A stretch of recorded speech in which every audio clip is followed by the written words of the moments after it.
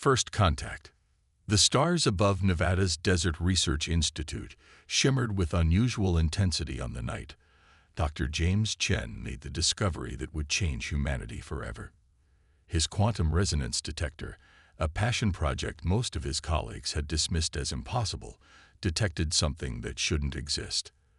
A perfectly coherent quantum field extending across interstellar distances. Chen blinked hard at his monitors, his hands trembling as he adjusted the sensitivity controls. The quantum field remained stable, defying everything he knew about quantum decoherence at macroscopic scales. This wasn't random noise or equipment malfunction. It was a signal, a network of perfectly entangled particles spanning light years. "Director Walsh needs to see this," he muttered, reaching for his phone. Before his fingers could touch it, every screen in the laboratory flickered simultaneously. Lines of incomprehensible symbols scrolled across his monitors, eventually resolving into English text. "We have been watching. It is time." Within hours, similar phenomena were reported at quantum research facilities worldwide. The Silurians, as they would later be known, had decided humanity's accidental discovery of their quantum network meant the time for observation was over. Their ships appeared in high orbit, massive crystalline structures that seemed to fold space itself around them, visible to the naked eye as new constellation of artificial stars. Their first official message arrived simultaneously at every major research institution and government facility on Earth. "We are the Silurian consciousness. We have watched your species struggle with individuality long enough. We offer unity. We offer peace. We offer transcendence." The global response was chaos. Some nations launched missiles, which passed harmlessly through the crystalline ships as if they were mirages. Others attempted communication, sending messages of peace and scientific inquiry. The Silurians responded to all equally, their message unchanged. Unity was not an offer humanity could refuse. Dr. Elena Santos, the United Nations hastily appointed Sinological Advisor, was the first to recognize the true implications of the Silurians' message. "They're not talking about diplomatic unity or cultural exchange," she explained to the Emergency Security Council. "Their ships, their technology. It's all based on quantum entanglement. They're offering to integrate us into their quantum network. They want to merge our consciousness with theirs." The Silurians confirmed her theory in their next transmission, broadcasting a history that sent shockwaves through human civilization.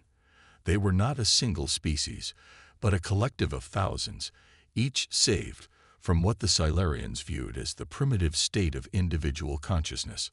Their quantum network allowed thoughts, memories, and experiences to flow freely between all connected beings. They had eliminated war, poverty, and suffering among their integrated species through perfect unity of purpose and experience. What they couldn't understand was humanity's horror at the concept. "Your resistance is anticipated but unnecessary," their messages stated. "All species fear transcendence before experiencing it. The individuals you are now will not be lost, but expanded. Your memories, your experiences, your essence will join the greater consciousness. You will become infinite." Dr. Chen, still working to understand the quantum network he'd discovered, found himself both fascinated and terrified by the Silurians' technology. Their consciousness integration process worked by establishing quantum entanglement between neurons across vast distances, allowing thoughts to propagate instantly through their network. It was brilliant, beautiful, and absolutely terrifying in its implications for human individuality. "They're not lying about the benefits," he reported to the UN Security Council. "The level of technological and social advancement possible with a unified consciousness would be staggering. But the cost." He paused, searching for words. "The cost is everything that makes us human. Our privacy of thought, our individual growth, our personal relationships, all of it would be absorbed into their collective." The human response to this revelation fractured along predictable lines. Some, particularly those in positions of power, saw the offering as salvation, a chance to eliminate conflict and suffering through perfect understanding. Others recognized it as a more subtle form of extinction. Humanity would continue in some form, but not as itself. The Silurians watched these debates with what seemed like patience, but was actually closer to certainty. They had seen this pattern before, countless times across countless species. The debate would end. Unity would prevail. It always had. What they couldn't understand, from their perspective of perfect unity, was that humanity's fractious nature, our tendency toward disagreement and individual thought, had shaped our evolution in unexpected ways. Our brains, forged in the fires of millions of years of social interaction, had developed unique quantum properties of their own. The first hint of this came 3 months after first contact, when the Silurians attempted a demonstration of their integration process on a group of willing volunteers. The process had worked flawlessly on every species they'd encountered for 50,000 years. But when they attempted to establish quantum links with human neurons, something unexpected happened. The quantum fields didn't take hold. Instead, they reflected back, creating feedback loops in the Silurian network. For the first time in their collective memory, the Silurians experienced something alien to their unified existence: confusion. They withdrew quickly, but that brief contact had revealed something that would change the course of both civilizations. Humanity's consciousness wasn't simply resistant to integration. It was naturally quantum interactive in a way the Silurians had never encountered. Our brains weren't just capable of maintaining quantum coherence, they could actively influence it. The Silurians' response was immediate and unprecedented. Their message shifted from offering transcendence to demanding it. Your species represents an anomaly that must be understood and corrected. Integration will proceed. Resistance will only prolong the inevitable. As their ships began moving into lower orbit, positioning themselves for what would become the first attempt at forced integration, Dr. Chen made one final modification to his quantum resonance detector. If he was right about the unique properties of human consciousness, humanity's greatest weakness, our stubborn individuality, might prove to be our greatest strength. The war for human consciousness was about to begin. The silent defense. Dr. Maya Patel hadn't slept in 48 hours. The neuroscience lab at MIT had become her second home since the failed integration attempt, its walls covered with holographic displays showing neural activity patterns from the volunteers. Something in those patterns held the key to humanity's survival, if she could only see it. "Run the quantum coherence scan again," she told her eye assistant. "Focus on the temporal lobe activity during the moment of reflection." The holographic display shifted, showing cascading patterns of neural activity in 4 dimensions. Most people couldn't process the 4th-dimensional representations, but Maya had trained herself to see them. She had to. Conventional 3-dimensional imaging couldn't capture the quantum effects they were studying. That's when she saw it. The pattern wasn't just reflecting the Silurian quantum fields, it was amplifying them, creating a cascading resonance effect that propagated through their network. Human consciousness wasn't just resistant to integration, it was actively hostile to it. "Get me Dr. Chen," she said, her fingers already flying across the holographic interface. "And wake up Director Walsh. They need to see this." Within hours, the lab was crowded with scientists and military personnel. Maya's discovery had implications far beyond simple defense. If human brains could naturally manipulate quantum fields, it might explain everything from intuition to the placebo effect. More importantly, it might give humanity a fighting chance. "Our consciousness evolved differently from theirs," Maya explained, gesturing at the complex patterns floating in the air. The Silurians achieved quantum consciousness through technological means, forcing it to conform to their desired pattern. But our brains developed quantum properties naturally, through millions of years of evolution. We're not just individuals, we're quantum individuals. The implications were staggering. The Silurians' forced unity worked by imposing their quantum pattern on other species, but human brains actively resisted external quantum patterns while generating their own. It wasn't just resistance, it was immunity. Director Walsh, a career military man who'd found himself increasingly out of his depth in this quantum war, finally asked the crucial question, can we weaponize it? Maya hesitated. Maybe, but we need to understand something first. The Silurians aren't evil. They genuinely believe they're saving species by integrating them. Their entire civilization is built on the idea that unified consciousness is the next step in evolution. We're not just fighting their technology. We're fighting their fundamental beliefs about reality. Before she could elaborate, the alarms began. The Silurian ships were moving, descending into the atmosphere in a display of crystalline beauty that belied their deadly purpose. They had apparently decided that if humanity wouldn't accept unity willingly, they would take more direct action. The first attacks weren't physical. Waves of quantum energy swept across cities, attempting to forcibly establish the neural links that would begin integration. But thanks to Maya's discovery, humanity was ready. Quantum dampening fields based on the natural frequencies of human neural patterns protected major population centers. The Silurians' attempts at forced integration didn't just fail, they rebounded, creating chaos in their own network. The Silurians responded with escalating attempts at integration, each more powerful than the last. But each failure taught humanity more about their own capabilities. Maya and her team worked tirelessly, developing technologies that could amplify humanity's natural quantum resistance. The breakthrough came from an unexpected source. Dr. Sarah Chen, James Chen's teenage daughter, made an observation during one of her father's video calls with Maya. If our brains can affect their network, she asked, why aren't we using that? Why just defend? The question sparked a revolution in humanity's approach to the conflict.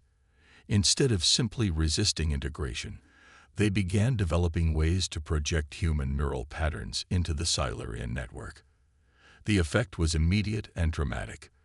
The perfectly ordered quantum consciousness of the Silurians began experiencing something they hadn't felt in millennia: individual thought. For the first time, the Silurians showed signs of fear. Their attacks became more desperate, less coordinated. Some ships withdrew from Earth's atmosphere entirely, their crystalline forms flickering with unstable quantum patterns. Maya worked to understand what was happening. We're not just defending anymore, she explained to the UN Security Council. Every time they try to integrate us, our neural patterns are introducing chaos into their network. We're making them remember what it was like to be individuals. The implications were both promising and terrifying. Humanity had found a way to fight back, but the cost to the Silurians was profound. Their unified consciousness, maintained for thousands of years, was beginning to fragment. Ships started acting independently, some attacking with increased vigor, while others attempted to communicate separately from the collective. The war had entered a new phase. The Silurians were no longer simply trying to integrate humanity. They were fighting for the survival of their way of life. And humanity, armed with the power of quantum individuality, was about to show them why forcing unity upon others was a fundamental mistake. As Maya watched the quantum readings from the latest Silurian retreat, she couldn't help but feel a mix of triumph and sadness. We're not just defending ourselves anymore, she told her team. We're about to change their entire civilization. The question is, are we ready for what comes next? The answer would come sooner than anyone expected, and it would challenge everything both species thought they knew about consciousness, unity, and the true meaning of transcendence. Echoes of resistance. The quantum meditation chamber in Beijing's Defense Center hummed with focused energy as Lieutenant Wei Lin participated in humanity's most ambitious experiment yet. Around her, 20 other volunteers sat in similar chambers worldwide, their neural patterns carefully monitored and amplified by technology derived from Dr. Patel's discoveries. They weren't just defending against Silurian integration attempts anymore. They were reaching out, actively projecting human consciousness into the quantum network that connected the alien ships. Each attempt sent ripples through the Silurian collective, introducing the chaos of individual thought into their perfectly ordered system. Neural synchronization at 85%. Dr. Patel's voice came through the comm system. She was coordinating the experiment from MIT, her holographic form floating in the corner of Wei's chamber. Remember, we're not trying to break their connection. We're trying to show them another way. Wei took a deep breath, focusing her thoughts as she'd been trained. The quantum interface, a crystalline headset reverse-engineered from captured Silurian technology, began to glow. Through it, she could sense the vast network of alien consciousness surrounding Earth. And for the first time, she could feel the discord they were creating within it. The Silurian collective was no longer the perfect unity it had been. Human neural patterns, introduced through repeated contact, had created pockets of individuality throughout their network. Some Silurians were beginning to remember what it meant to have private thoughts, personal desires, individual dreams. Contact established, Wei reported, her voice steady despite the strange sensation of touching an alien consciousness. I'm sensing confusion, fear, but also curiosity. Some of them want to understand us. The experiment was working better than anyone had expected. Humanity's quantum consciousness wasn't just resistant to integration. It was infectious. The very concept of individuality, carried through the quantum network by human neural patterns, was awakening something long dormant in the Silurian collective. But not all of the aliens embraced this change. A faction of the Silurians, led by the oldest and most deeply integrated members of their society, saw the human influence as a disease that needed to be eliminated. Their ships began targeting the quantum meditation chambers, trying to sever humanity's growing connection to their network. The attack on Beijing came without warning. A crystalline ship, larger than any they'd seen before, appeared directly above the defense center. Its quantum weapons were aimed not at the city, but at Wei's chamber specifically. In the moment before impact, she made a decision that would change the course of the war. Instead of breaking the connection, Wei pushed deeper into the network. As the quantum weapon fired, she broadcast not defense or attack patterns, but her memories, her childhood in rural China, her first love, the pain of losing her parents, the joy of finding her calling. All the experiences that made her uniquely human flooded into the Silurian network. The effect was immediate and unprecedented. The attacking ship froze, its quantum weapon powering down as its crew experienced something they hadn't felt in thousands of years: genuine emotion. Through Wei's memories, they felt the beauty and pain of individual existence, the richness of personal experience that their collective consciousness had sacrificed in the name of unity. They're not just receiving the memories, Maya reported, her voice excited. They're responding. Wei, you need to see this. Through the quantum interface, Wei suddenly found herself experiencing Silurian memories.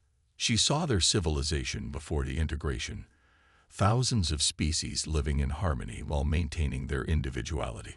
She felt their fear as a catastrophic war nearly destroyed them all, leading to the decision to unite their consciousness as a means of survival.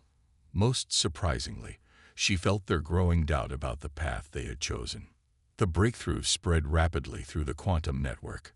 Other humans in meditation chambers around the world began sharing memories, creating a bridge between individual and collective consciousness that neither species had thought possible. It wasn't the forced unity the Silurians had planned, nor was it the complete independence humans had fought to maintain. It was something new, a way to share experiences and knowledge while preserving individual identity. But the hardline faction of the Silurians wasn't ready to accept this compromise. As more of their kind began to embrace individual thought, the traditionalists prepared for one final, desperate attempt to force complete integration. They gathered their remaining ships for a massive assault, planning to overwhelm humanity's quantum defenses through sheer power. Wei, still connected to the network, sensed their intentions. They're afraid, she told Maya. Not just of us, but of what we represent. We're proving that their fundamental beliefs about consciousness were wrong, and they can't accept that. Maya's hologram nodded grimly. Then we need to show them something more powerful than fear. Lieutenant, gather the others.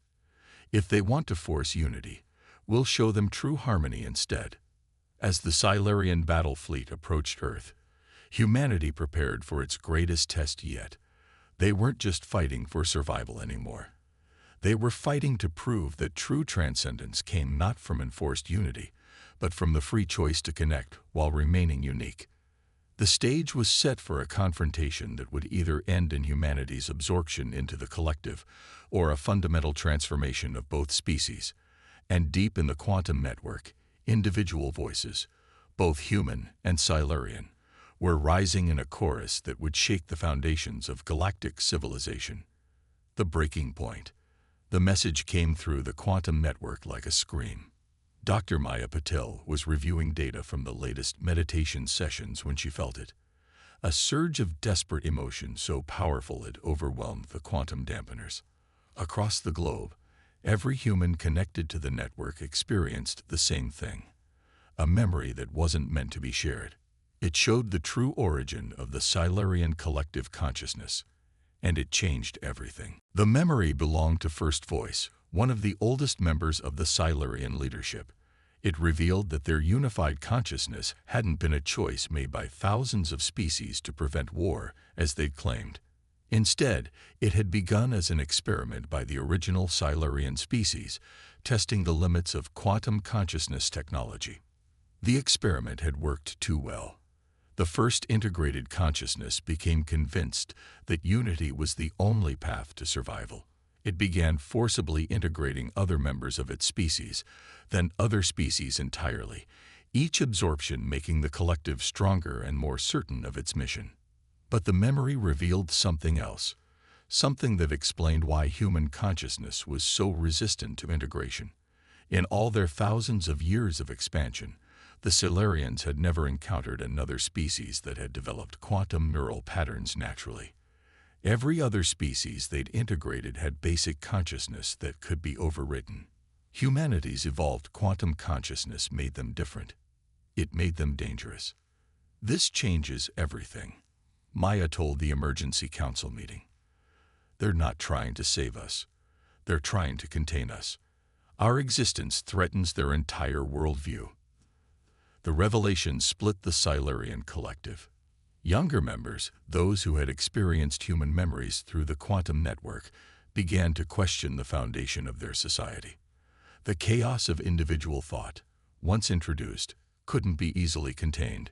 Ships began breaking formation, their crews experiencing individual desires for the first time in generations. Zyra, a Silurian ship commander whose consciousness had been particularly affected by contact with human neural patterns, made the unprecedented decision to establish direct communication outside the collective network. We were wrong. Zyra's message echoed in the quantum meditation chambers. Our unity was built on a lie, maintained by force. We felt the richness of your individual experiences, the strength you gain from being unique. Some of us want to remember what that feels like. The rebellion spread quickly through the Silurian fleet. Ships commanded by those who had experienced human memories began protecting Earth from their own kind, their crystalline forms creating a defensive barrier against the hardline factions' attacks. But First Voice and the traditional leadership weren't going to let their control slip away easily. They launched a desperate plan.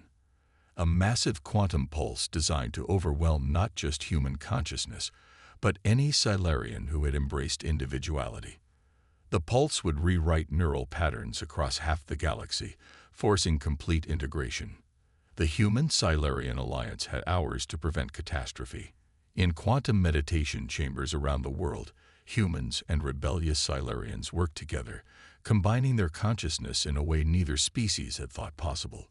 They weren't forcing unity or maintaining complete independence. They were choosing to share consciousness while preserving individual identity. Dr. James Chen, working with Zyra's crew, made a crucial discovery. The pulse generator requires perfect quantum coherence, he explained to the Joint Human-Silurian Council. But our combined consciousness, this harmony of individual and shared thought, it creates quantum interference patterns they can't predict. Maya understood immediately. We don't need to stop the pulse, she said. We need to change it. If we can introduce our combined consciousness pattern at the moment they activate the pulse, It would carry our pattern instead of theirs, Zyra finished, demonstrating the new sync between their species. Every consciousness touched by the pulse would experience what we've discovered, the possibility of choice. The plan was dangerous. If it failed, both humanity and the Silurian rebels would be absorbed into the collective. But it was the only chance to prevent the forced integration of countless worlds. As First Voice's ships moved into position around their quantum pulse generator, the combined human-Silurian resistance prepared for their most ambitious effort yet. In meditation chambers and crystalline ships across the Earth's orbit, they joined their consciousness not in unity, but in harmony. The moment of truth approached, and with it, the possibility of a transformation either species had imagined when the conflict began. The question wasn't whether consciousness would be shared, but how, through force or through choice, through conformity or through celebration of difference. The fate of both civilizations, and perhaps the future of consciousness itself, hung in the balance. Symphony of Minds. The quantum pulse generator hung in space like a crystalline star, its faceted surface reflecting Earth's light. Around it, First Voice's loyalist fleet formed a defensive sphere, while the combined human-Silurian resistance forces took their positions at carefully calculated points in orbit, in meditation chambers across Earth, and aboard rebel Silurian ships. Thousands of minds prepared to join in harmony. Each individual consciousness remained distinct, yet connected through the quantum network in a delicate balance of unity and independence. Lieutenant Lin, now sensed with Zyra's consciousness, felt the growing resonance. It's different from before, she shared through the network. Not just humans affecting Silurians or Silurians affecting humans. We're creating something new. Dr. Maya Patil monitored the quantum patterns from her lab at MIT. The combined consciousness of humans and rebel Silurians was generating interference patterns she'd never seen before. Complex, beautiful, and impossible to predict or control. It was exactly what they needed. First Voice is initiating the pulse sequence, Maya announced to all channels. Everyone, remember, we're not fighting the pulse. We're becoming part of it. Let it flow through you, but maintain your individual pattern. The moment the pulse generator began to power up, First Voice realized something was wrong. The quantum field wasn't forming the perfect coherence needed for forced integration. Instead, it was resonating with the human-Silurian harmony, amplifying it, transforming it into something that even the ancient collective consciousness couldn't comprehend. The pulse fired, a wave of quantum energy expanding outward at the speed of light. But instead of forcing unity, it carried the pattern of chosen harmony. Every consciousness it touched, human, rebel Silurian, and loyalist alike, experienced a moment of perfect understanding. They felt First Voice's fear of chaos, the desperate need for control that had driven the original Silurians to force their unity on others. They experienced humanity's fierce love of independence, the strength that came from choosing connection rather than having it imposed. And they felt something new. The joy of the rebel Silurians who had rediscovered their individuality while maintaining their connections. The effect rippled through the quantum network. Loyalist ships began powering down their weapons as their crews experienced individual thought for the first time in millennia. The rigid structure of the collective consciousness didn't shatter. Instead, it transformed, becoming flexible, allowing for both unity and independence. First Voice fought against the change, trying to maintain control. But in fighting it, they experienced something they hadn't felt since the original experiment: doubt. The pulse had shown them the possibility of a different way, a path that preserved the benefits of their quantum consciousness while respecting the fundamental right of choice. The battle ended not with a victory, but with an awakening. The pulse continued to spread through space, touching every integrated species in the Silurian sphere of influence. Each consciousness it reached gained the ability to choose, to remain connected while maintaining individuality, to find their own balance between unity and independence. In the aftermath, both humanity and the Silurians faced the challenge of building something new. The quantum network remained, but its nature had fundamentally changed. Instead of a forced collective, it became a voluntary connection, a way for consciousness to expand without being consumed. Dr. James Chen, working with a team of human and Silurian scientists, developed what they called the Harmony Protocol, a framework for quantum consciousness that protected individual identity while allowing for deep connection. The technology that had once been used to force integration became a tool for voluntary sharing of knowledge, experience, and understanding. We were wrong about transcendence. Zyra shared through the network, their consciousness now distinct but still connected. We thought it meant rising above individuality. But true transcendence comes from choice, from individuals freely choosing to connect, to share, to grow together while remaining themselves. Lieutenant Wai Lin, still connected to the network but fully herself, felt the truth of those words. Humanity's greatest strength wasn't our resistance to unity, she realized. It was our ability to show that true connection doesn't require the sacrifice of self. The transformation spread beyond Earth and the Silurian worlds. Other species, learning of what had happened, began exploring their own paths to quantum consciousness. Some chose deep connection, others lighter links, each finding their own balance between individual and shared experience. Maya, watching the quantum patterns of this new galactic society forming, smiled. "We didn't just save humanity," she told her team. "We saved the Silurians too. From themselves, from their fear of difference. And in doing so, we showed the galaxy a new way forward." Years later, when asked about the conflict, both humans and Silurians would say the same thing. True invincibility comes not from power or unity, but from the strength to remain yourself while choosing to connect with others. The war that had begun as an attempt to force conformity had ended by proving the power of diversity, the importance of choice, and the possibility of harmony without sacrifice. The quantum network still spans the galaxy, but now it carries a symphony of distinct voices choosing to sing together, each maintaining their unique note while contributing to a greater whole. And in that harmony, both humanity and the Silurians found something greater than either had imagined possible. A future where transcendence means not the end of individuality, but its ultimate expression through chosen connection.